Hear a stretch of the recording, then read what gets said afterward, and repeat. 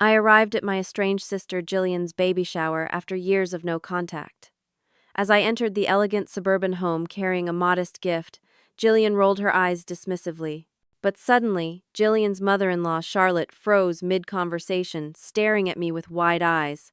"That's her," Charlotte whispered loudly enough for everyone to hear. The room fell completely silent. Confused guests turned to stare at me while Jillian's face drained of color. In that moment, I realized the carefully constructed life my sister built was about to unravel. The silence in the room lasted only seconds, but it felt like hours. I clutched my carefully wrapped gift, a hand-knitted baby blanket that had taken me weeks to complete, and tried to maintain my composure. My name is Imogene Winters, and until that moment I hadn't seen my younger sister Jillian in nearly 5 years. I live a modest life as a pediatric nurse at Maple Creek Community Hospital in rural Pennsylvania. It's not glamorous, but it's honest work that I love. Each day brings new challenges and rewards as I help children recover from illnesses and injuries. My small 2-bedroom house might not impress anyone in this crowd, but it's mine paid for with years of saving and careful budgeting. My sister Jillian, on the other hand, had apparently moved up in the world. The sprawling colonial-style mansion where she now lived with her husband, Andrew Hayes, screamed old money and privilege. Crystal chandeliers hung from coffered ceilings, and original artwork adorned walls that looked freshly painted. The furniture appeared to be custom-made, and even the baby shower decorations were professionally arranged with a sophisticated mint green and gold theme. This lavish lifestyle was a far cry from our upbringing. We grew up in a working-class family in Oak Ridge, a small town where everyone knew everyone else. Our father worked at the local paper mill for 35 years while our mother cleaned houses and later became a receptionist at the town's only dental office. They weren't wealthy, but they were honest, hard-working people who taught us the value of integrity and family. Jillian never seemed satisfied with what we had. Even as a teenager, she was constantly reinventing herself, always looking for ways to climb socially. While I embraced our simple life, Jillian saw it as something to escape. She changed her accent, saved for designer clothes, and spent hours studying magazines to learn how the wealthy lived. She was beautiful and charming when she wanted to be using those gifts to open doors that would otherwise remain closed. Our parents died in a car accident 5 years ago when a drunk driver hit them on their way home from their anniversary dinner. The loss devastated me, but Jillian seemed more focused on the inheritance than on grieving. It wasn't much, about $30,000 each, and the family home. But Jillian sold her share of the house to me immediately. Within weeks, she'd packed up and moved to Boston, promising to stay in touch but quickly disappearing from my life. The baby shower invitation had arrived unexpectedly 3 weeks ago. It wasn't from Jillian, though, it was from Andrew, with a handwritten note saying he was excited to finally meet his wife's sister. That was the first indication that something wasn't right. Had Jillian told him we were in regular contact, or perhaps that I couldn't make previous family events? Either way, I decided to attend, partly out of curiosity and partly because, despite everything, I missed my only sister. The shower guests were clearly from a different world than mine. Women in expensive sundresses with perfect highlights and manicures. Men in casual but clearly high-end attire. Their conversations about summer homes and private schools made me feel even more out of place in my department store dress. When I'd first walked in, Jillian had been surrounded by admirers, one hand resting protectively on her baby bump, the other holding a glass of what looked like sparkling water. Our eyes met briefly before she rolled hers dismissively and turned back to her conversation. That sting of rejection was familiar. Jillian had been practicing it since high school. Now, as Charlotte continued to stare at me following her unexpected outburst, recognition dawned on my face as well. I knew her too. Charlotte Miller Hayes was the grandmother of 8-year-old Trevor, a patient of mine who had been hospitalized for pneumonia last winter.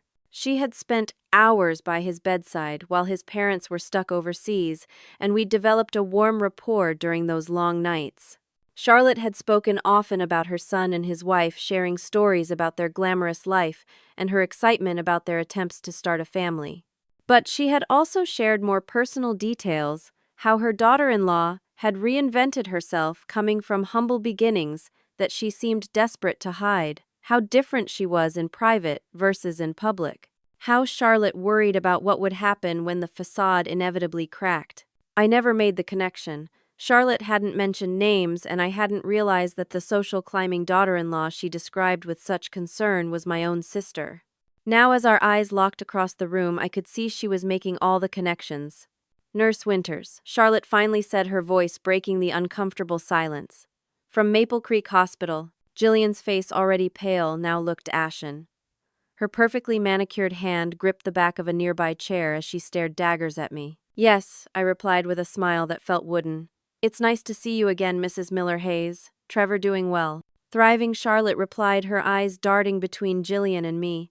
I had no idea you were related to my daughter-in-law. A tall, handsome man with kind eyes and a warm smile approached, wrapping his arm around Jillian's stiff shoulders. You must be Imogene, he said with genuine pleasure. I'm Andrew, Jillian's husband. I'm so glad you could finally make one of our events. As he extended his hand to me, I noticed Jillian's face contort with an emotion I couldn't quite name: fear, anger, perhaps both. Whatever elaborate story she had created about her background, my presence threatened to demolish it completely. And judging by Charlotte's expression, she was now putting together all the inconsistencies in whatever tale Jillian had been spinning for the past 3 years. Actually, Jillian interrupted with a brittle laugh. Would you excuse us for just a moment, Sister Stuff? She grabbed my elbow with surprising strength and steered me toward a hallway off the main room, her smile never faltering despite the vice-like grip on my arm. As she pulled me away, I caught Charlotte's gaze once more. There was something like vindication in her eyes, and perhaps a hint of sympathy for what was about to come. What are you doing here? Jillian hissed as soon as we were out of earshot, her perfectly glossed lips barely moving. The hallway was decorated with framed family photos, Jillian and Andrew at various events, always looking impeccable and happy. Your husband invited me, I replied calmly, rubbing my arm where her fingers had left marks. He seemed surprised I hadn't attended any family events before. Jillian closed her eyes, briefly collecting herself. When she opened them, her gaze was calculating. She looked different from the sister. I remembered her hair was a lighter shade of blonde, now styled in an elegant bob that probably cost more than my monthly mortgage payment. Her makeup was flawless, her clothing clearly designer. Even pregnant, she looked like she had stepped out of a magazine. You need to leave, she said finally. Jill. It's Jillian, she corrected sharply. Nobody calls me Jill anymore. I sighed, feeling a familiar disappointment. Fine, Jillian. What's going on? Why is your mother-in-law looking at me like she's seen a ghost? And why did Andrew act like he's been trying to get me to visit for years? Jillian glanced nervously back toward the party before lowering her voice. Because that's what I told him. That I have a sister who's always too busy with her important medical career to visit. Important medical career? I'm a pediatric nurse at a community hospital. As far as Andrew and his family know, you're a pediatric surgeon at Johns Hopkins who travels internationally for medical missions. She straightened her shoulders. It fit better with the background I created. I stared at her, trying to process this information. What background? Jillian took a deep breath. Andrew comes from old money, serious wealth. His family has expectations about who he would marry. She adjusted a strand of her hair with practiced precision. So I created a background that would be acceptable to them. What kind of background? I asked, though I was beginning to understand. Private schools. Family money from my side, too old but modest wealth. Summers in the Hamptons. Parents who were successful professionals who died tragically in a private plane crash. She delivered this fiction without a hint of shame. It's what they wanted to hear. I felt sick. So you erased our entire childhood, Mom and Dad. Everything. I elevated it, she corrected. No one wants the real story, Imogene. No one wants to hear about Dad's calloused hands or Mom's cleaning jobs. The casual dismissal of our parents, their hard work, their sacrifices, their love hit me like a physical blow. Those calloused hands put food on our table. Those cleaning jobs paid for your dance lessons. Jillian waved this away impatiently. That's not the point. The point is that Charlotte has obviously recognized you from somewhere, and now everything I've built is at risk. Her eyes narrowed. How do you know her? Her grandson was my patient last winter. She never mentioned names when she talked about her family. I crossed my arms, though she did mention having concerns about her son's wife and her mysterious past. Fear flickered across Jillian's face. What exactly did she say? Enough that she's probably figuring everything out right now. I studied my sister's face. Jillian, what were you thinking? Did you really believe you could maintain this lie forever? You're having a baby with this man. I was managing just fine until you showed up, she snapped. Look, I need you to leave, but first tell me exactly what Charlotte knows. I shook my head. I'm not leaving. Your husband invited me, and it would look strange if I suddenly disappeared. I softened my tone. Jillian, you need to tell Andrew the truth. Whatever you've created here isn't real. Panic flashed in her eyes. You don't understand what's at stake. His family. They wouldn't have accepted me if they knew the truth. Then maybe you shouldn't have married him, I replied. Jillian's face hardened. Always so righteous. She reached into the small purse hanging from her wrist and pulled out a checkbook. How much? E blinked. Excuse me. How much to play along? She uncapped an expensive-looking pen. Whatever you make in a month at that hospital, I'll triple it. Just back up my story for today, then go back to your life and stay out of mine. The casual cruelty of her offer transported me back to when we were teenagers. I'd been 15, Jillian 13. I'd finally been invited to a party with the popular girls at school, and Jillian had begged to come along. I'd vouched for her only to have her abandon me the minute the cool girls showed interest in her instead. When I'd found her later, she'd pretended not to know me, laughing along as they made fun of my thrift store clothes. The hurt had been breathtaking then, just as it was now. Put your checkbook away, I said quietly. I'm not going to expose you today, not because you're offering me money, but because I don't want to create a scene at your baby shower. But you need to tell Andrew the truth, and soon. Relief and calculation mingled in her expression. Fine, I'll handle it my way. She tucked the checkbook away and adjusted her dress. Just follow my lead when we go back out there. As we returned to the party, the atmosphere had mostly returned to normal, though I noticed several curious glances in our direction. Charlotte was deep in conversation with an older man, who I assumed was her husband, occasionally glancing our way with undisguised interest. Andrew immediately approached us, his face brightening. Everything okay? Perfect, Jillian replied with practiced ease, slipping her arm through his. Just catching up. It's been too long since I've seen my big sister. It certainly has, Andrew agreed, turning to me with genuine warmth. Jillian never mentioned you were coming today. What a wonderful surprise. I forced a smile.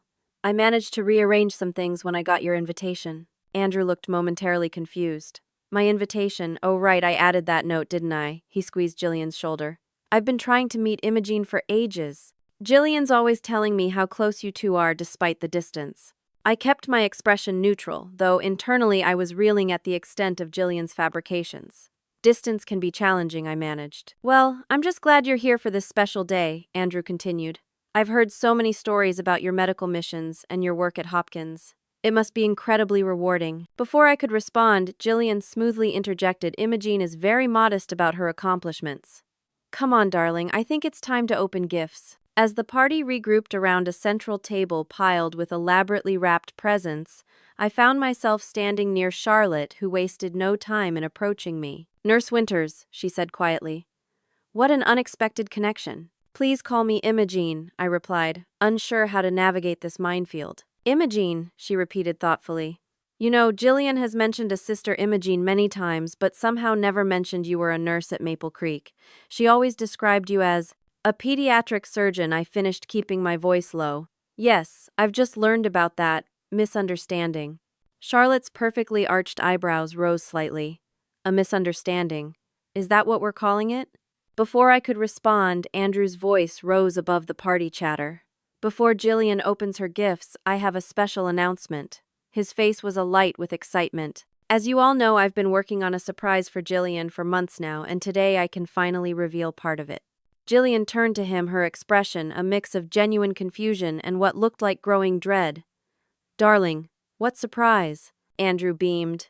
I know how much family means to you, especially since losing your parents, so I've been working on a special video tribute featuring childhood memories. I've been gathering photos and videos from family archives. The blood drained from Jillian's face so completely that for a moment I feared she might faint. Family archives, she repeated weakly. It's taken some detective work, Andrew continued proudly, but the final result will be worth it. We'll show the complete video at the gender reveal party next weekend, but I wanted to announce it today with Imogene here. He turned to me with such genuine warmth that I felt a stab of guilt for my part in the deception.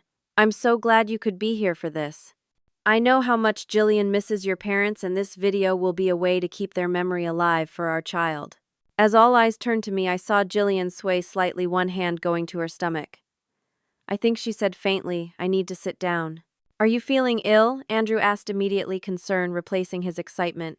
Just a little dizzy, Jillian replied, adding a convincing grimace of discomfort. Maybe we should postpone the gifts. The room erupted in concerned murmurs as Andrew quickly guided Jillian to a seat. Should we call the doctor? He asked. No, Jillian insisted, playing her role perfectly.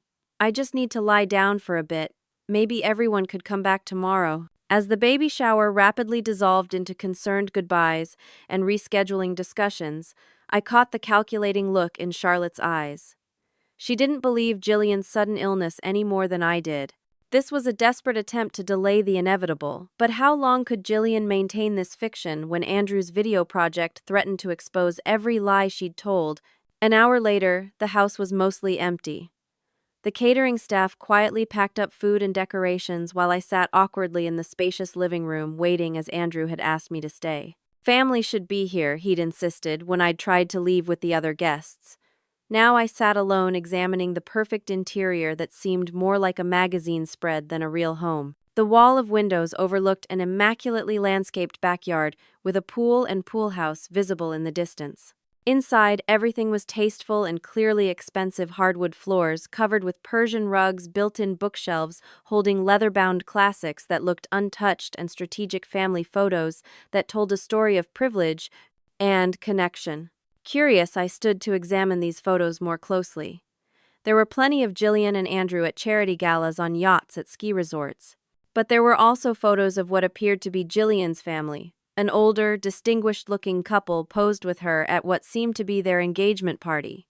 The woman had the same shade of blonde hair as Jillian now colored hers, and the man had a professorial look with his salt and pepper beard.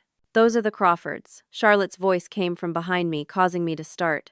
Supposedly old family friends who practically raised Jillian after her parents died. Her tone made the quotation marks audible.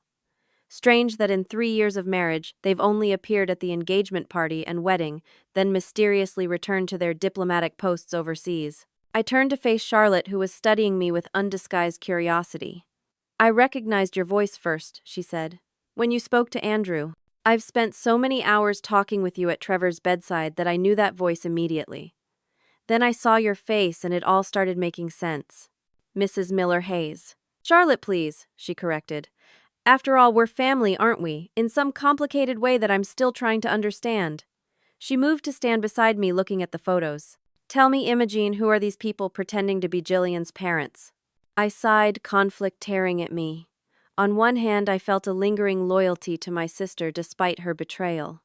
On the other, I was disgusted by the elaborate web of lies she'd woven, especially the erasure of our parents. I don't know them, I admitted finally. Our real parents were Tom and Susan Winters. Dad worked at the Oak Ridge paper mill, and Mom was a housekeeper who later became a receptionist. They died 5 years ago in a car accident. Charlotte nodded slowly. Not a private plane crash in the Alps, then. No. I couldn't help the bitterness that crept into my voice. No private planes. Just a drunk driver on a rainy night after they'd gone out to celebrate their 30th anniversary. Charlotte's face softened with genuine sympathy. I'm sorry for your loss, Imogene. Truly. She paused. And I gather you're not a pediatric surgeon who travels internationally saving children. Despite everything, I had to smile. Pediatric nurse at a community hospital. The most exotic place I've been is Myrtle Beach for a weekend getaway last summer. Charlotte actually chuckled at this. Well, you clearly made an impression on Trevor and me. He still talks about the nurse who did magic tricks with tongue depressors. The memory of the little boy brightened my mood momentarily. How is he doing? Completely recovered and terrorizing his kindergarten class, Charlotte replied with grandmotherly pride. She sobered quickly. Imogene, I need to know, how deep does this deception go? Andrew is my only son. He's a good man who's been hurt before. If Jillian is. She trailed off as we heard footsteps on the stairs. Andrew appeared looking tired but relieved. She's resting now, he announced. The doctor says it's just normal pregnancy fatigue combined with the excitement of the day. He turned to me. I'm sorry your reunion was cut short, Imogene, but I'm so glad you could come. Jillian talks about you all the time, but somehow we've never managed to meet until today. The casual mention of Jillian's ongoing lies made my stomach twist, but I forced a smile. It's nice to finally meet you too, Andrew. You should see the house, he suggested brightly. Since you're here, let me give you a tour. Jillian's always saying how you two dreamed of living in a house like this when you were growing up. I followed Andrew through the mansion, making appropriate noises of appreciation while inwardly flinching at each new lie he inadvertently revealed. According to Andrew, Jillian and I had grown up in a comfortable home in Connecticut, attended the same private girls' school, and spent summers at our grandparents' lake house in New Hampshire. Our father had been a successful neurosurgeon, our mother a concert pianist who gave up her career to raise us. They had died tragically when their private plane crashed during a trip to Switzerland 5 years ago. Jillian was devastated, Andrew said as we reached what appeared to be his home office. She said you handled the funeral arrangements since she was too distraught. That's when you two drifted apart a bit, she mentioned. You threw yourself into your medical career as a way to cope with grief. Each fabrication was more elaborate than the last. While Andrew showed me his office, my attention was caught by a framed document on the wall. A certificate acknowledging a $500,000 donation to establish the Dr. Thomas and Susan Winters Memorial Scholarship at an exclusive private school. Jillian wanted to honor your parents' commitment to education, Andrew explained, following my gaze. The scholarship will help underprivileged students attend Whitfield Academy, where your parents first met. I felt physically ill. Not only had Jillian erased our real parents, but she'd created fictional replacements and was now accepting charitable donations in their names. The depth of the deception was staggering. As we continued the tour, I noticed Charlotte following at a discreet distance, her expression growing increasingly troubled. When Andrew was momentarily distracted by a call from the caterers, she pulled me aside. "This is worse than I thought," she whispered. "Andrew believes every word of this fantasy." "I know," I replied, feeling the weight of the situation pressing down on me. "I don't know what to do." "You need to tell him the truth," Charlotte insisted. "It's not my place." "Isn't it?" Charlotte's gaze was piercing. "If not you, then who?" Jillian has created an entire fictional life, accepted donations in the names of invented people, and is now bringing a child into this web of lies. Before I could respond, Andrew rejoined us. "The gender reveal party is next Saturday," he said enthusiastically.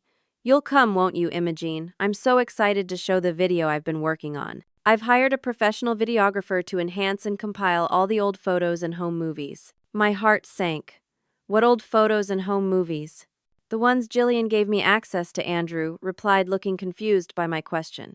"From your family cloud storage account. She said you managed all the family archives after your parents died." Another lie.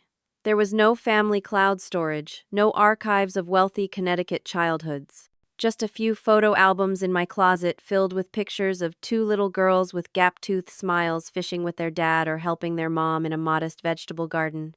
"Right," I said weakly. "Of course. The video will be the highlight of the gender reveal," Andrew continued excitedly. "A way to connect our child with the grandparents they'll never meet." His voice grew emotional. "Family is everything to me, Imogene. My parents divorced when I was young, and it was difficult. I always wanted to create something different for my own children, a strong, united family built on trust and shared values." The irony of his words made my chest ache. His entire marriage was built on elaborate fictions created by my sister. Speaking of family, Andrew continued, checking his watch. "I should go check on Jillian. But first," he pulled out his phone and showed me a banking app. "I wanted you to see that the first scholarships will be awarded next fall. 2 deserving students will receive full rides to Whitfield in your parents' names." As he turned away, I caught Charlotte's gaze. The older woman's expression was a complex mixture of anger and sorrow. She didn't need to say anything. We both knew that the situation had moved beyond simple social climbing into something much more serious. Donations had been made, scholarships established, all based on a completely fabricated story. "You should come back next weekend," Charlotte said as Andrew disappeared upstairs. "For the gender reveal. We need to talk more before then." I nodded, knowing she was right. Whatever Jillian had created here was about to collapse, and the fallout would be devastating for everyone involved, especially Andrew, who seemed genuinely kind and completely unaware of the deception at the heart of his marriage. "I'll be here," I promised quietly. "But Charlotte, I need to talk to Jillian first. Give her a chance to come clean on her own terms." Charlotte's expression was skeptical, but she nodded. "One chance," she agreed. "But this can't continue.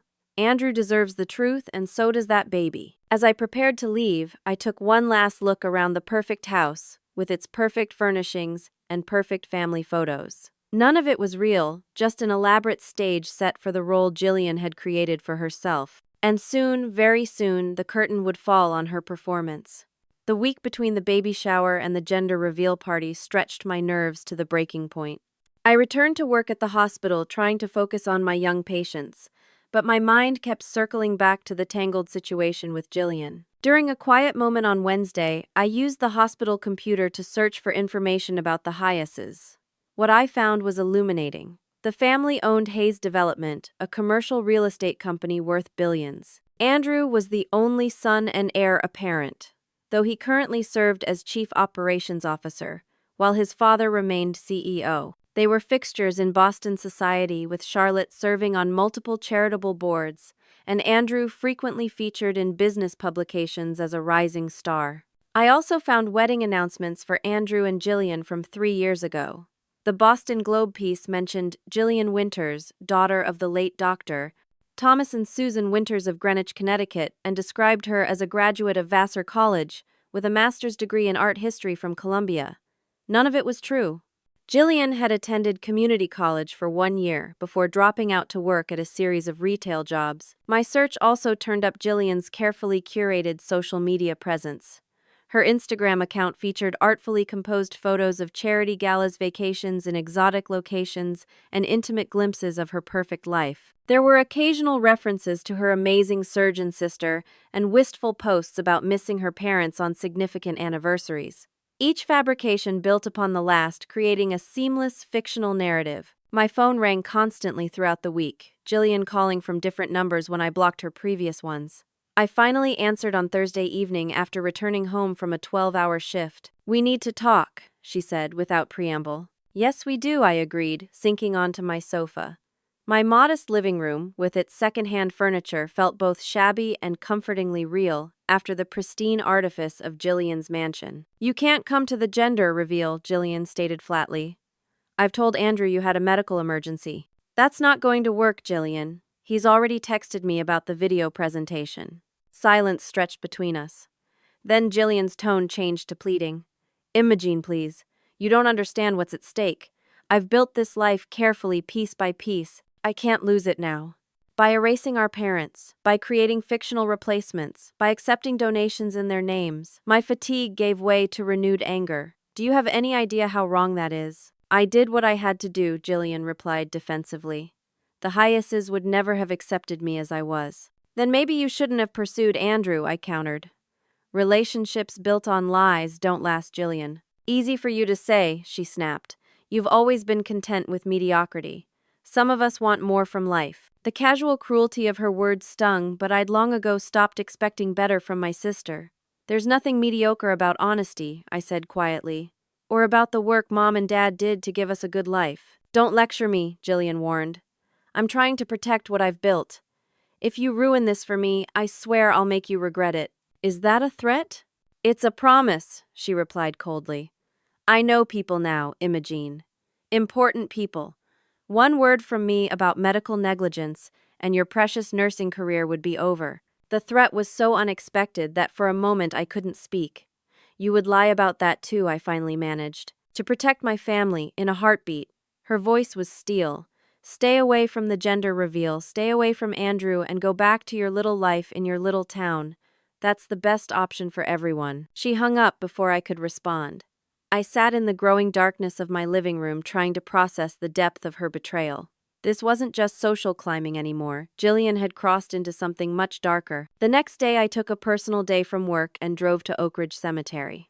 The modest double headstone marking our parents' graves was partially covered with fallen leaves, which I carefully brushed away. Thomas Winters, 1962 to 2020, and Susan Winters, 1964 to 2020, with the simple epitaph "Loved always" beneath their names. I sat on the cold ground beside their graves, needing their guidance more than ever. "What would you do, Mom?" I whispered. "What's the right thing here?" My mother had been the moral compass of our family, the one who emphasized honesty above all else. "The truth might hurt temporarily," she used to say, "but lies hurt forever." My father had been quieter but no less principled, a man who believed in doing the right thing even when it was difficult. They would be heartbroken to see what Jillian had become, not because of her desire for a better life, but because of her willingness to erase them, to replace them with fictional characters more suited to her narrative. As I sat there, memories surfaced of a much younger Jillian before the ambition and resentment had hardened her. The little sister who had crawled into my bed during thunderstorms, who had cried when I left for college, who had once looked up to me before deciding I represented everything she wanted to escape. My phone chimed with a text from my best friend Tara, still coming over for dinner tonight. I had forgotten our standing Friday dinner plans. Be there at 7, I replied, brushing dirt from my jeans as I stood. Have wine ready. Lots of it. Hours later, seated in Tara's cozy kitchen with pasta and wine between us, I unburdened myself of the entire bizarre situation. Tara listened without interruption, her expression growing increasingly alarmed. Let me get this straight, she said when I finally paused. Your sister has created an entirely fictional background, complete with fake parents' education and life history. She's been living this lie for years, has gotten her husband's family to donate $500,000 to a scholarship in your fake parents' names, and is now threatening your career if you expose her. Put that way, it sounded even worse. Pretty much. And the gender reveal with this video presentation is tomorrow? I nodded miserably. Imogene, you have to tell her husband the truth. Tara refilled my wine glass.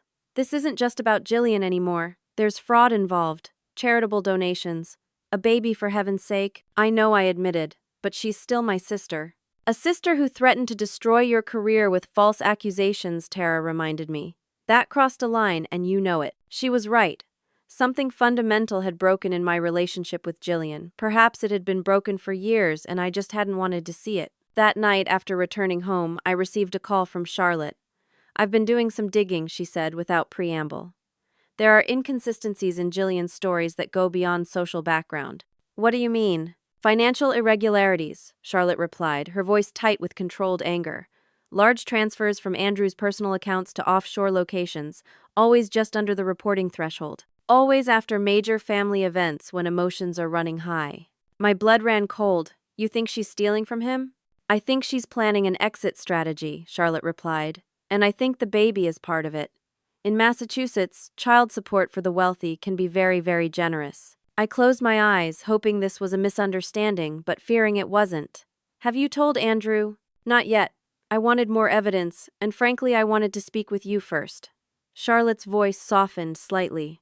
Despite everything, I sense you care about my son's well-being. I do, I assured her. Even though we just met, he seems like a good person.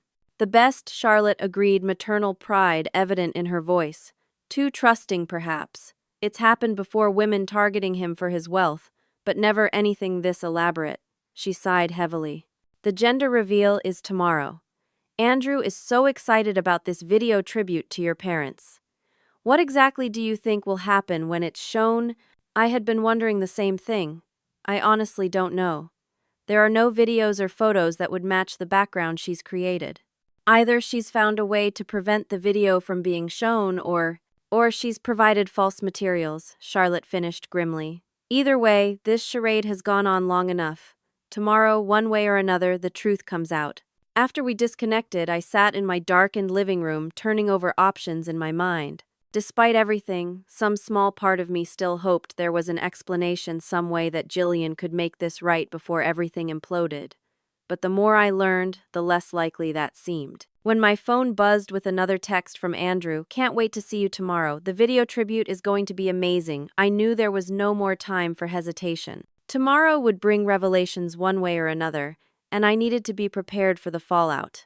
The Hayes estate was even more impressive in daylight. As I pulled my modest sedan into the circular driveway, I noticed the elaborate decorations for the gender reveal party. Tasteful arrangements of blue and pink flowers, elegant balloon arches, and a professionally printed welcome sign reading, "Hayes baby, he or she come see." Unlike the baby shower, this event seemed to be larger and even more lavish. Luxury cars lined the driveway, and catering vans were parked near a side entrance. A team of event staff in matching attire directed guests and arranged last-minute details. I smoothed down my dress, the nicest one I owned, but still clearly not in the same league as what the other guests were wearing, and approached the front door.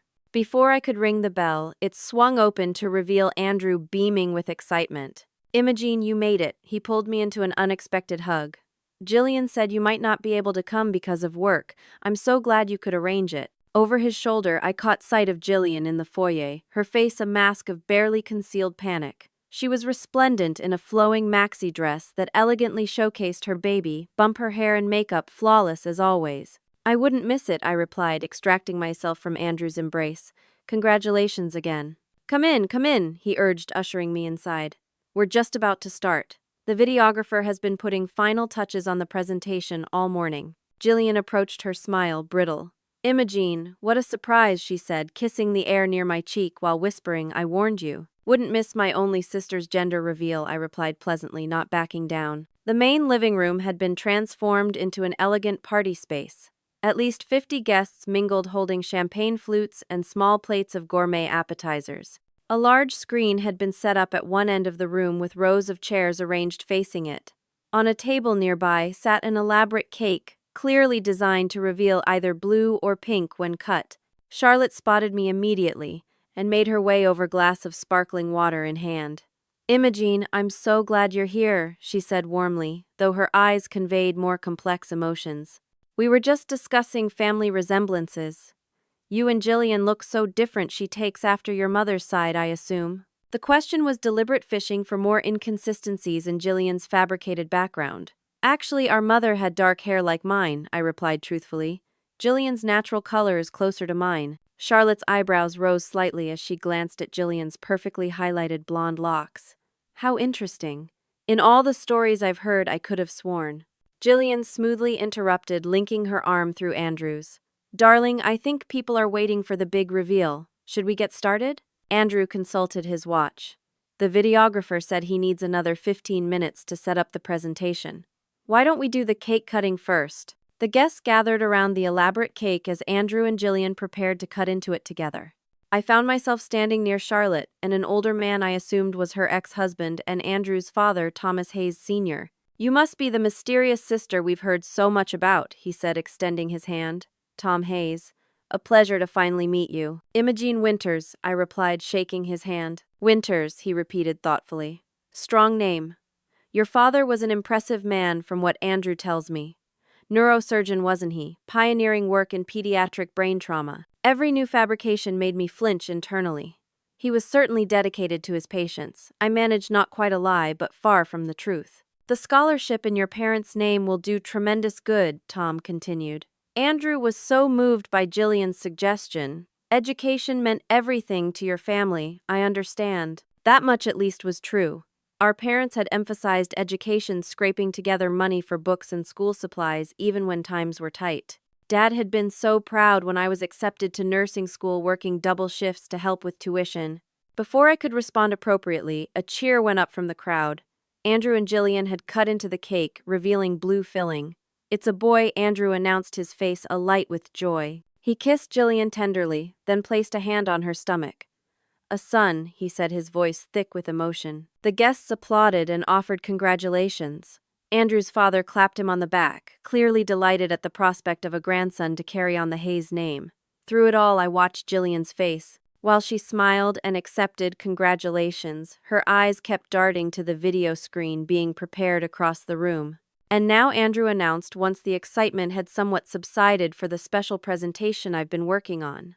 As many of you know, Jillian lost her parents tragically 5 years ago. They won't be here to meet their grandson, but thanks to modern technology, we can ensure their memory lives on. He gestured to a man with professional camera equipment who gave a thumbs up.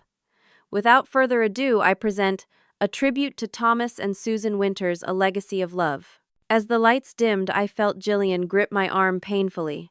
Do something, she hissed. It's too late, I whispered back gently, removing her fingers. Whatever happens now is your doing, not mine. The screen illuminated with a professionally designed title card, then faded to what appeared to be old home movie footage. I gasped involuntarily. The footage showed a beautiful seaside home with a well-dressed couple playing with 2 young girls on a manicured lawn. The older girl had dark hair, the younger was blonde. Neither was Jillian or me. More clips followed: birthday parties in elegant surroundings, Christmas mornings with expensive presents, family vacations on yachts and at ski resorts. Interspersed were still photos of the same family at various life events, graduations, recitals, award ceremonies, all featuring the same couple and 2 girls who were definitely not us. I turned to Jillian in shock. What did you do? Her face was pale but composed. What I had to, she replied tightly. Stock footage edited. The company didn't ask questions when I paid their fee. The video continued showing the parents aging gracefully through the years. The mother at a piano recital, the father in surgical scrubs. Family portraits with the girls growing into young women who looked vaguely like Jillian and me if you didn't look too closely. All of it completely fabricated. As the video played, I noticed Charlotte watching Jillian with narrowed eyes. She clearly recognized the deception, even if the other guests were too caught up in the emotional presentation to notice the inconsistencies.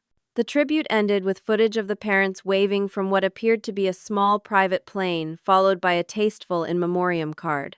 The lights came up to reveal Andrew wiping tears from his eyes. "That was beautiful," he said, embracing Jillian. "A perfect tribute to your parents. Now our son will be able to see where he comes from." I felt physically ill. The depth of the deception was staggering. Jillian hadn't just told lies, she'd created an entire false visual history to support her narrative. As guests offered emotional responses to the video, I slipped away, needing a moment alone. I found myself in Andrew's home office, the same room where I'd seen the scholarship certificate. Sitting at his desk was a laptop screen unlocked. Without really thinking about what I was doing, I clicked on the File Explorer, curious about what other deceptions I might find. A folder labeled Winter's Family contained all the video files I'd just seen, along with others that hadn't been used. Another folder labeled Financial Planning caught my eye.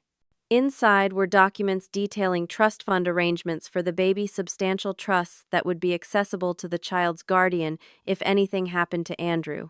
Finding anything interesting, I jumped guiltily, turning to find Jillian in the doorway. She'd closed the office door behind her and was watching me with cold calculation. "You hired actors," I said. "You created fake family videos." "I created what was necessary," she replied, moving into the room. "And it worked. Everyone loved it." "This is insane, Jillian. You've gone too far." "No, I've gone exactly far enough." She gestured around the elegant office. "Look at all this imaging. Look at what I've achieved.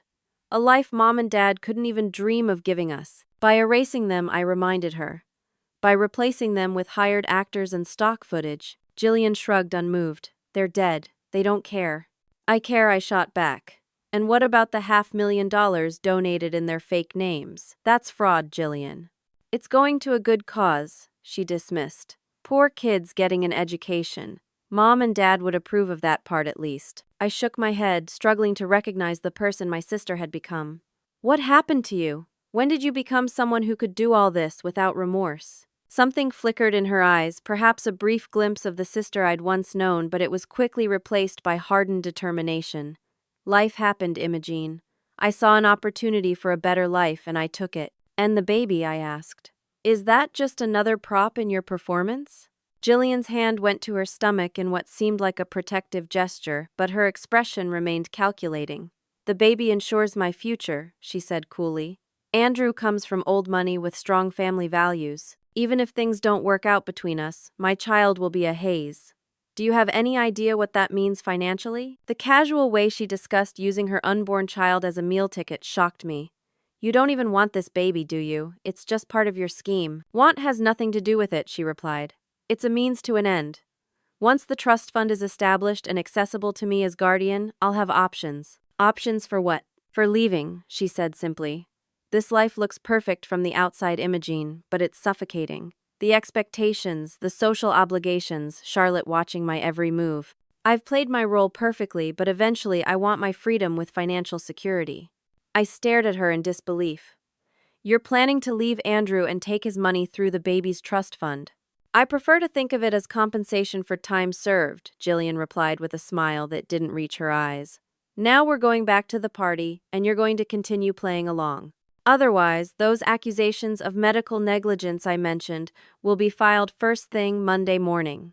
She turned toward the door, clearly considering the conversation over. But as she reached for the handle, it turned from the outside. Andrew stood in the doorway, his expression unreadable as he looked between us. "Andrew," Jillian said smoothly, recovering quickly. "We were just having a sister moment. The video was so emotional." "I heard you," he interrupted quietly. "I heard everything, Jillian." The blood drained from her face.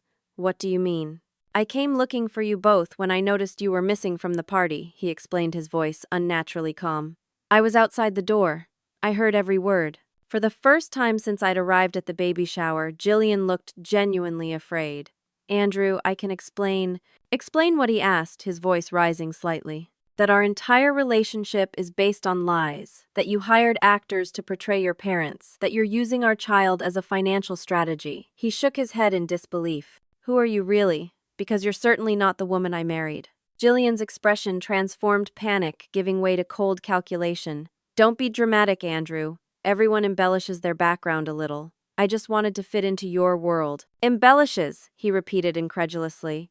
You created an entirely fictional life. You accepted charitable donations in the names of people who don't exist. The money is still going to help underprivileged children, she countered. Isn't that what matters? Andrew stared at her as though seeing her for the first time. What matters is trust, honesty, the foundation of everything I thought we had. His voice broke slightly. I loved you, Jillian. The real you, or who I thought you were.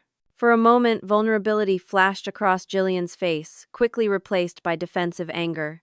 You loved the idea of me, the perfect wife, from the perfect background, who would give you the perfect family. You never would have looked twice at Jill Winters from Oak Ridge. You never gave me the chance to decide that for myself, Andrew replied sadly. He turned to me. And you? Are you even really her sister? Is anything about this situation real? I am her sister, I confirmed quietly. But almost everything else she's told you about our background is fiction. Our parents were Thomas and Susan Winters, but they were working-class people from a small town. They died in a car accident 5 years ago, not a plane crash. They were good, honest people who would be heartbroken by all this. Andrew nodded, slowly processing this information. And you're not a pediatric surgeon. Pediatric nurse at a community hospital, I admitted. I've never been to Johns Hopkins except on a campus tour once. Andrew ran a hand through his hair, looking utterly lost.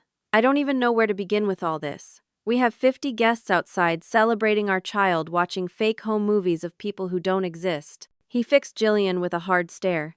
Is the baby even mine? Jillian's hand went protectively to her stomach. Of course he is. How can I believe anything you say anymore? Andrew asked, his voice hollow. Before Jillian could respond, the office door opened wider to reveal Charlotte standing there. From her expression, it was clear she had also heard at least part of the conversation. I think she said with remarkable composure that we need to continue this discussion privately. I've told the guests that Jillian isn't feeling well, which appears to be true in more ways than one. The four of us stood frozen in a tableau of broken trust and revealed deceptions, the sounds of the party continuing in the distance, oblivious to the drama unfolding in the quiet office. Charlotte efficiently cleared the house of guests, citing Jillian's pregnancy fatigue as the reason for the party's premature end. Within an hour, only the four of us remained seated in the formal living room like strangers at an uncomfortable business meeting. Andrew sat with his head in his hands, occasionally looking up at Jillian, as though trying to reconcile the woman before him with the person he thought he'd married. Charlotte maintained a rigid posture in an armchair, her expression giving away nothing. I perched awkwardly on the edge of a sofa, feeling both out of place and somehow responsible for the unfolding catastrophe. Jillian alone seemed composed, her initial panic, now replaced with cool calculation. She sat with perfect posture, one hand resting on her rounded stomach in what seemed like a deliberately protective gesture. I think Charlotte finally said, breaking the heavy silence, we need to establish some facts before deciding how to proceed. Facts, Andrew repeated with a hollow laugh. That would be a nice change. Charlotte shot him a warning look before continuing. Jillian, I've been suspicious of your background for some time. What I need to know now is the extent of the deception, particularly as it pertains to financial matters. Jillian's expression remained neutral. I don't know what you mean. I think you do, Charlotte replied evenly. Andrew's accounts show several large transfers to offshore locations over the past year. Transfers that coincide with significant emotional events, your anniversary, the pregnancy announcement, family birthdays. Andrew looked up sharply. What transfers? The ones you authorized, darling, Jillian interjected smoothly. For the nursery renovations, the baby's trust fund set up, the scholarship donations. Those all had specific documented purposes, Charlotte countered. I'm referring to personal transfers from your private accounts, the ones Jillian convinced you to make when you were distracted by emotional moments. Andrew turned to Jillian, confusion giving way to dawning comprehension. The investments you suggested for our future. You said they were specialized opportunities that required confidentiality. Jillian's calm facade cracked slightly. They are investments. For our family. Except they're not in family accounts, are they? Charlotte pressed. They're in accounts only you can access. The room fell silent as Andrew processed this additional betrayal. How much he finally asked. Just over $2 million by my calculation, Charlotte replied, carefully structured to avoid triggering banking alerts. Andrew stood abruptly pacing the room. $2 million. On top of everything else. He turned to Jillian. Were you ever going to tell me the truth about anything? Or was the plan always to take what you could and leave? Jillian began, her voice taking on a pleading quality I'd never heard from her before. You have to understand what he interrupted. That my entire marriage has been a carefully orchestrated fraud, that the woman I love doesn't actually exist, that the mother of my child. He stopped suddenly, a new thought clearly striking him. The baby. Is there even really a baby? Jillian's hand tightened on her stomach. Of course there's a baby. You saw the ultrasounds. I've seen a lot of things that turned out to be fakes, Andrew replied bitterly. An uncomfortable silence fell over the room. Charlotte was the first to break it. That at least we can verify immediately. Jillian's eyes widened. What do you mean? I mean, Charlotte said with steely determination that before we discuss anything further, we're going to confirm whether you're actually pregnant. This is ridiculous, Jillian protested. You can literally see my stomach. What we can see, Charlotte replied calmly, is what appears to be a pregnant belly. But given everything else you've fabricated, I don't think it's unreasonable to require proof. Andrew stared at Jillian, doubt clearly written across his face. Charlotte is right. We need to know. What are you suggesting? Jillian demanded. That I'm wearing some kind of prosthetic. That's insane. Is it? I asked quietly, speaking for the first time. You hired actors to play our parents. You created fake home movies. You invented an entire life history. Is faking a pregnancy really so far-fetched? Jillian turned to me, her expression, a mixture of fury and betrayal. You're supposed to be my sister. You're supposed to be on my side. I am on your side, I replied sadly. The side that wants you to stop living this elaborate lie before you destroy yourself and everyone around you. Fine, Jillian snapped, standing up. You want proof? I'll give you proof. She reached for the bottom of her flowing dress, then hesitated, looking around the room with sudden uncertainty. Perhaps, Charlotte suggested with surprising gentleness, Imogene could accompany you somewhere private. As your sister and a medical professional. Jillian's moment of vulnerability vanished as quickly as it had appeared. No need, she said coldly. Before anyone could react, she grabbed the bottom of her dress and pulled it up, revealing her stomach. Rather than the stretched skin of pregnancy, we saw a realistic-looking silicone belly prosthetic carefully strapped around her slender waist. Andrew made a choked sound of disbelief. Charlotte closed her eyes briefly, as though the confirmation of her suspicions brought her no pleasure. And I simply stared, unable to comprehend the depths of my sister's deception. It's not what it looks like, Jillian began, letting her dress fall back into place. It looks like you're wearing a fake pregnancy belly, Andrew said, his voice dangerously quiet. While collecting gifts, planning a nursery, accepting congratulations, and establishing a trust fund for a child that doesn't exist? I was going to tell you, Jillian insisted. I had a plan. A plan to fake a miscarriage later, Charlotte suggested. After the trust fund was established and accessible to you as the grieving mother, Jillian's silence was answer enough. Andrew slumped back onto the sofa, looking utterly shattered. Why? He asked simply. Why go to such elaborate lengths to deceive me? If you wanted my money, there are simpler ways. It wasn't just about money, Jillian replied, a hint of genuine emotion breaking through her calculated exterior. At first, it was about fitting into your world, creating a background that would make me acceptable to your family, your friends. Then it became about maintaining the illusion. One lie led to another and another. And the fake pregnancy, Andrew pressed. Jillian hesitated. That was an insurance policy. I saw how your mother watched me, how she was beginning to question things. I needed something to secure my position. As what Andrew asked. A parasite living off my family? As your wife, Jillian snapped. As someone with a claim to the Hayes fortune regardless of what happened between us. The naked calculation in her voice seemed to physically pain Andrew. I loved you, he said quietly.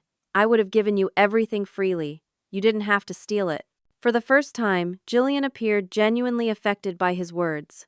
Something like regret flashed across her face. Andrew, I think Charlotte interrupted firmly that we've heard enough for now. Andrew, I'm calling George. George, I presumed, was the family attorney. Jillian, you should pack some essential items. You won't be staying here tonight. You can't throw me out, Jillian protested. I'm his wife. A wife who has committed documented fraud, Charlotte replied evenly. Who has transferred millions from family accounts under false pretenses. Who has faked a pregnancy to manipulate her husband's emotions and financial decisions. Andrew, Jillian appealed, turning to him. You can't let her do this. Andrew met her gaze steadily. I'm not letting her do anything. I'm asking you to leave my home while I process everything. While we determine exactly what legal lines have been crossed. Jillian's composure finally cracked completely. You promised to love me no matter what. For better or worse, remember, I made those promises to a woman who doesn't exist, Andrew replied sadly. To a fiction you created. I don't even know who you really are. I'm the same person you fell in love with, Jillian insisted desperately. The background details don't matter. They're not details, Andrew countered. They're the foundation of who you are, who we were supposed to be together. He stood slowly. Please, pack your things. You can stay at the Hayes corporate apartment until we sort this out legally. Jillian looked around the room, apparently searching for any remaining ally or angle. Finding none, she turned to me with naked fury. This is your fault, she hissed. You could have backed me up. You could have played along. And perpetuated a massive fraud, I asked quietly. Helped you steal from your husband and his family. That was never going to happen, Jillian. Family loyalty means nothing to you, she accused. It means everything, I corrected her. Real loyalty, not enabling destructive behavior. Mom and Dad raised us better than this. At the mention of our parents, something shifted in Jillian's expression, a flicker of shame quickly masked by defiance. Without another word, she turned and stormed from the room, heading upstairs, presumably to pack. An uncomfortable silence fell in her wake. After several long moments, Charlotte spoke. Imogene, I want to thank you. This situation could have been much worse if it had continued. I didn't do anything, I said, feeling drained and somehow complicit, despite my opposition to Jillian's schemes. I should have realized sooner what she was doing. How could you have, Andrew asked, looking up from his hands. You hadn't seen her in years. She deliberately kept you away because you represented the truth she was trying to escape. Even so, I began. No, Charlotte interrupted firmly. Andrew is right. You are as much a victim in this as we are, perhaps more so since she erased your true family history and replaced it with a fiction. Andrew stood slowly. I should go upstairs. Make sure she doesn't take anything else. After he left, Charlotte and I sat in awkward silence for several minutes. Finally, she spoke. Will you help her? After this? The question surprised me. Help her how? She'll need support. Professional help, perhaps. Charlotte's expression softened slightly. Despite everything I sense, she's a deeply troubled person, not merely a calculating one. I considered this. The sister I'd grown up with had been ambitious and sometimes selfish, but not the manipulative con artist who had crafted such elaborate deceptions. Somewhere along the way, Jillian had lost herself completely in her desperate pursuit of wealth and status. She's still my sister, I said finally. I'll try to help her find her way back to herself if she'll let me, but I won't enable any more lies or schemes. Charlotte nodded, seemingly satisfied with this answer. That's all anyone could ask. From upstairs came the sound of raised voices, Andrew and Jillian, in what appeared to be a final, heated confrontation. Then a door slammed and heavy footsteps descended the stairs. Andrew appeared in the doorway looking utterly exhausted. She's gathering her things, he reported. I've called a car service to take her to the corporate apartment. And the financial matters, Charlotte asked delicately. I've frozen the accounts she had access to, Andrew replied. George is already working on recovering the transferred funds, though he says some may be difficult to retrieve from offshore locations. He turned to me with a weary expression. I'm sorry you were dragged into this, Imogene. From what I've learned today, you seem like a good person who deserved better than being erased from your sister's life. I'm sorry too, I replied sincerely, for all of it. As we sat in that elegant room surrounded by the trappings of wealth that had driven my sister to such elaborate deceptions, I felt an overwhelming sadness.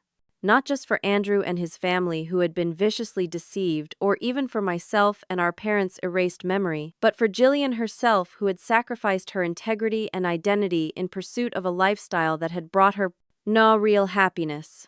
From upstairs came the sound of a door opening, followed by Jillian's footsteps on the stairs. She appeared in the doorway with a single suitcase, her face a cold mask of composure once again. "The car is here," she announced, as though she were simply leaving for a business trip, rather than being expelled from the life she had constructed through years of deception. Jillian, Andrew began. "Save it," she interrupted sharply. "This isn't over, Andrew. Not legally, not financially, not any way that matters." "It was over the moment you decided to build our relationship on lies," he replied quietly. Jillian turned to me, her expression hardening. "Don't bother trying to contact me. As far as I'm concerned, I don't have a sister anymore." The words were clearly meant to wound, but they felt hollow, a final performance from a woman who had been playing a role for so long she had forgotten how to be genuine. "That's your choice," I said simply. "But when you're ready to be Jill Winters again, the real person, not the character you created, I'll be there." Something flickered behind Jillian's eyes, uncertainty perhaps, or a momentary recognition of all she was losing. But it was quickly replaced by cold determination as she turned and walked out the front door without another word. In the silence that followed her departure, the three of us remained motionless, bound together by the aftermath of Jillian's deceptions. Outside, a car engine started and then faded into the distance, carrying my sister away from the elaborate fantasy world she had created and toward an uncertain future, where for perhaps the first time in years, she would have to face the reality of who she truly was. 6 months passed. Leaves fell, snow came and went, and early spring brought renewal to the world outside my window. My life returned mostly to normal, caring for my young patients at the hospital, spending time with Tara and my other friends tending to my modest home.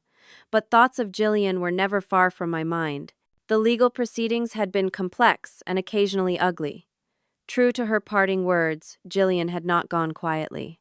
She had hired an aggressive attorney and made claims about emotional abuse and coercion, trying to secure a substantial divorce settlement despite the fraud she had perpetrated. The case had attracted some local media attention, though the Hayes family's influence had kept the most sensational details relatively contained. I learned most of this through Charlotte, who had surprisingly maintained contact with me after everything that happened. We spoke every few weeks, brief conversations that began as updates about the legal situation but gradually evolved into something like friendship. She was a formidable woman, but underneath her polished exterior was genuine warmth and a dry sense of humor I came to appreciate. It was Charlotte who called me one rainy April morning with news. "The divorce is final," she said without preamble. "Jillian signed the papers yesterday." "How did it end?" I asked, setting aside the medical journal I'd been reading. "Better than she deserved, worse than she wanted," Charlotte replied.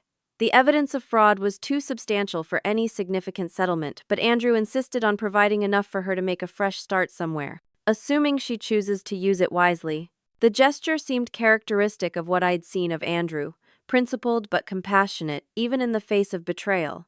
"Have you heard anything about where she is now?" "Last I heard she had taken a job at a boutique in Providence," Charlotte said, apparently using her real name and background. The information surprised me. I had expected Jillian to move across the country to reinvent herself again in a place where her history wouldn't follow her. That she had stayed relatively local and reverted to her true identity suggested a change I hadn't anticipated. "There's something else," Charlotte continued after a pause. "Andrew has been asking about you." This was unexpected. About me. Why? "Initially to tie up loose ends regarding the scholarship. He's redirected it, by the way. It's now in your parents' real names, benefiting students from your hometown." The news brought unexpected tears to my eyes. "That's incredibly kind of him." "He's a kind person," Charlotte agreed, "but his questions have gone beyond the scholarship lately. He seems genuinely interested in how you're doing." I wasn't quite sure how to interpret this information. We barely know each other. We met under the worst possible circumstances. True, Charlotte acknowledged. But sometimes connections form in unlikely places. He admired your integrity throughout the ordeal. That's rare in his world. After we ended the call, I sat by my window watching the spring rain, thinking about everything that had happened. My anger toward Jillian had gradually transformed into something more complicated: sadness for what she had lost, concern for the person she might still become, cautious, hope that she might find her way back to authenticity. 2 weeks later, I found myself pulling into the parking lot of a small coffee shop halfway between Boston and Providence. Jillian had reached out asking to meet, the first direct contact since the day she had walked out of the Hayes mansion. I wasn't sure what to expect or even if she would actually show up. She was already there when I arrived, seated at a corner table with 2 cups of coffee. She looked different. Her hair was back to its natural brunette color, styled simply. Her clothes were modest but stylish, lacking the designer labels and perfect coordination of her Hayes wife persona. Without the expensive highlights and professional makeup, she looked younger, more like the sister I remembered. "You came," she said, as I approached, something like relief in her voice. "You asked me to," I replied, taking the seat across from her. An awkward silence stretched between us, years of estrangement and months of conflict, creating a chasm that seemed impossible to bridge with small talk. "I'm sorry," she said finally, the words clearly difficult for her. "For everything. For what I said to you that day. For threatening your career. For erasing Mom and Dad." I studied her face, looking for signs of the calculation and manipulation that had characterized our last interactions. Instead, I saw only exhaustion and what appeared to be genuine remorse. "What happened, Jill?" I asked quietly, deliberately using the childhood name she had once rejected. "When did it all start? The lies, the schemes?" She sighed, wrapping her hands around her coffee cup, as though seeking its warmth. "It wasn't a single moment. It was gradual.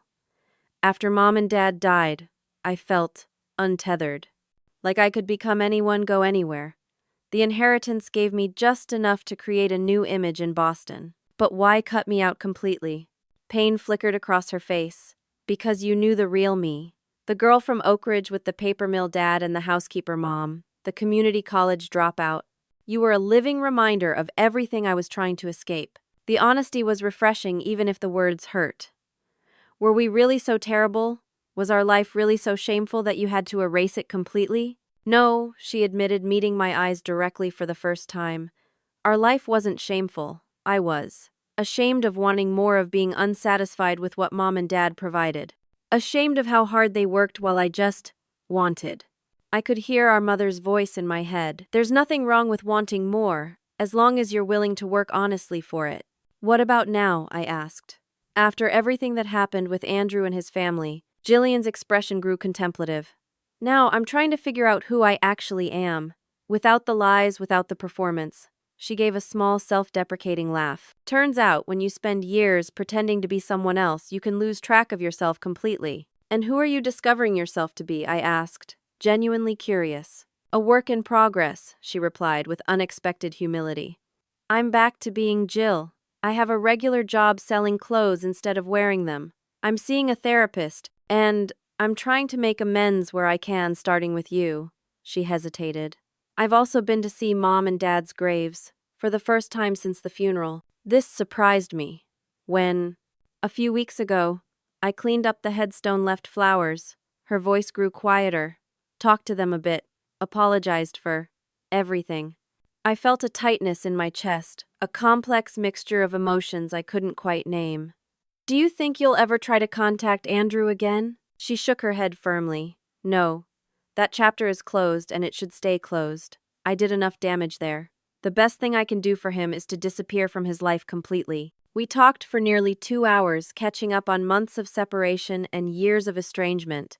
The conversation wasn't easy. There were difficult moments of accountability and painful truths, but underneath it all was the undeniable connection of shared history, of being sisters despite everything that had happened. As we prepared to leave, Jill hesitated. "I know I have no right to ask anything of you, but do you think we could try again? As sisters, I mean.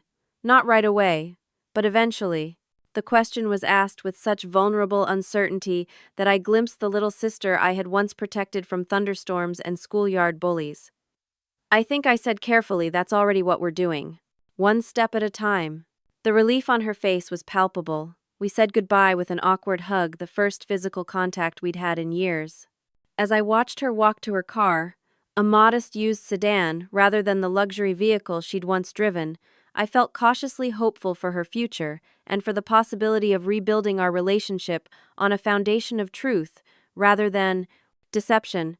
A month after meeting with Jill, I received an unexpected invitation from Charlotte dinner at her home in Boston, with Andrew also in attendance. "Nothing formal," she assured me over the phone. "Just a small thank you for your role in helping resolve a difficult situation." I accepted with some hesitation, unsure of what to expect. When the evening arrived, I found myself once again driving to an elegant Boston address, though Charlotte's brownstone was less ostentatious than the mansion Andrew and Jillian had shared. Andrew opened the door when I arrived, greeting me with unexpected warmth. "Imogene, I'm glad you could come." He looked better than when I'd last seen him, the shell-shocked expression replaced by something calmer, more centered. Dinner was surprisingly comfortable, the three of us navigating conversation that carefully avoided dwelling too much on the past, while acknowledging the unusual circumstances that had brought us together. Charlotte was an excellent hostess, and Andrew proved to be thoughtful and interesting when not devastated by betrayal. As Charlotte excused herself to prepare coffee after the meal, Andrew turned to me with a more serious expression. "I wanted to thank you properly for your integrity throughout everything that happened. You could have gone along with Jillian's fiction, but you chose truth even though it was difficult." "I didn't do it to hurt her," I clarified. "Or you." "I know," he assured me. "That's what makes it meaningful. You did the right thing because it was right, not because it benefited you." He smiled slightly.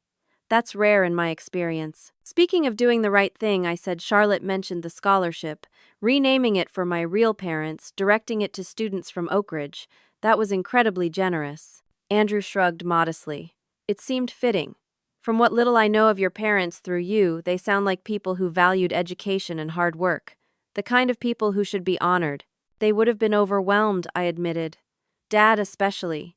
He always wished he could have gone to college himself." As the evening progressed, I found myself genuinely enjoying Andrew's company. There was an easy rapport between us that felt surprising given our history. When Charlotte tactfully excused herself early, citing a morning appointment, Andrew offered to walk me to my car. "I've been thinking about visiting Oak Ridge," he said as we stood beside my sedan. "Seeing the town, maybe visiting the paper mill where your father worked." The suggestion caught me off guard. "Why would you want to do that?" He considered the question seriously. "Because I want to understand the real story, not the fiction. And because," he hesitated, "because I'd like to know you better, Imogene." Without all the complications and drama that surrounded our introduction, there was something hopeful in his expression, an openness that invited possibility. "I'd like that too," I found myself saying. "Both the visit to Oak Ridge and the getting to know each other better." His smile was genuine, lighting up his face in a way I hadn't seen before. "How about next Saturday? I could drive out, you could show me around. Maybe have lunch." "That sounds nice," I agreed, surprised by the flutter of anticipation I felt. As I drove home that night, I reflected on the strange winding path that had led me here. My sister's deception had caused pain and upheaval, but it had also created unexpected connections and opportunities for growth. Jill was finding her way back to authenticity. Andrew was healing and looking forward. And I was discovering that sometimes life's most difficult challenges can lead to its most meaningful possibilities. 2 weeks later, I visited our parents' graves again. The headstone was clean with fresh flowers that I hadn't placed there. Jill's continuing amends, I assumed. I added my own bouquet beside them. "You would be proud of her," I told them quietly. "She's finding her way back to herself. It's not easy and it's not perfect, but it's honest, and that's what you always taught us mattered most." As I stood there in the peaceful cemetery, I felt a sense of completion, not an ending, but a circle beginning to close. The lies that had threatened to destroy so much had ultimately given way to deeper truths. Jill was reclaiming her authentic self. Andrew and I were exploring a connection built on mutual respect and genuine understanding. And I had rediscovered the strength of my parents' values, honesty, integrity, forgiveness, that continued to guide me even years after their passing. Life doesn't always follow the path we expect. Sometimes it takes detours through pain and betrayal before finding its way to healing and hope. My sister had rolled her eyes when I walked into her baby shower, but that moment of dismissal had set in motion events that would ultimately lead all of us to greater authenticity. Charlotte's recognition. That's her had been the first crack in an elaborate facade, allowing truth to finally break through. The journey hadn't been easy, but standing there in the gentle spring sunshine, I felt grateful for where it had led, not just back to my roots, but forward into new possibilities I never could have anticipated. Sometimes I realized we have to face our deepest truths before we can discover our brightest futures. If you found yourself moved by this story of deception, redemption, and the power of truth, please take a moment to like this video and subscribe to the channel for more stories that explore the complexities of human relationships. Have you ever had to make a difficult choice between loyalty and honesty? Share your experiences in the comments below. Your support means everything as we continue to bring these emotional journeys to life. Thank you for listening, and may you always find the courage to embrace your authentic self even when the truth is difficult.